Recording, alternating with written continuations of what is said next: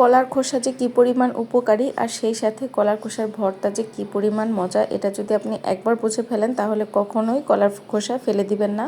আমার মতো এভাবে ভর্তা করে খাবেন। তো আজকে আপনাদের সঙ্গে কলার খোসার রেসিপি শেয়ার করব। তার আগে বলে নিচ্ছি, কলার খোসা কিন্তু আমাদের স্কিনের জন্য অনেক বেশি ভালো। সেই সাথে যাদের হজমের সমস্যা আছে তারাও খেতে পারেন। তারপর যাদের ব্রণের প্রবলেম আছে সেটাও দূর করবে। কলার খোসায় অ্যান্টিঅক্সিডেন্ট আছে। সো কলার খোসা কখনোই ফেলে দেওয়া উচিত না। মানে কাঁচা কলা, পাকা কলার খোসা তো ফেলে দিবেনই, কিন্তু পাকা কলার খোসা, কাঁচা কলার খোসা কখনো ফেলবেন না। এটা আপনি ভর্তা করে খেতে পারেন, ভাজি করে খেতে পারেন। তো আজকে আমি কলার খোসার ভর্তার রেসিপিটা আপনাদের সঙ্গে শেয়ার করছি। তো ফার্স্টেই কলার খোসাটা ভালো মতো আমি ধুয়ে তারপর আমি সিদ্ধ করে নিয়েছি সামান্য একটু লবণ আর হলুদ দিয়ে। খুব তাড়াতাড়ি কিন্তু সিদ্ধ হয়ে যায়, খুব একটা সময় লাগে না, 10 থেকে 15 মিনিট সিদ্ধ করে নিলেই হয়ে যায়। এই যে দেখেন খুব সুন্দর সিদ্ধ হয়ে গেছে। এবার আমি কলার খোসাগুলো একটা ব্লেন্ডার জারের মধ্যে নিয়ে নিচ্ছি। আপনারা চাইলে কিন্তু শিলপাটায় বেটে নিতে পারেন। আর এদিকে আমি নিয়েছি চিংড়ি মাছের মাথা। আমি ছোট চিংড়ি এনেছিলাম, সেটার মাথাগুলো ছিল।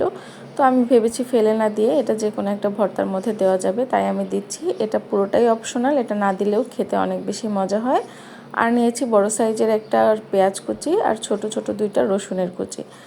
দেশি রসুন নিয়েছি, আপনারা যদি বড় রসুনটা নেন তাহলে হাফ রসুন দিলেই হবে।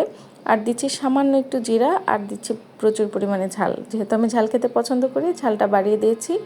আপনারা চাইলে এখানে ঝালটা কমিয়ে দিতে পারেন।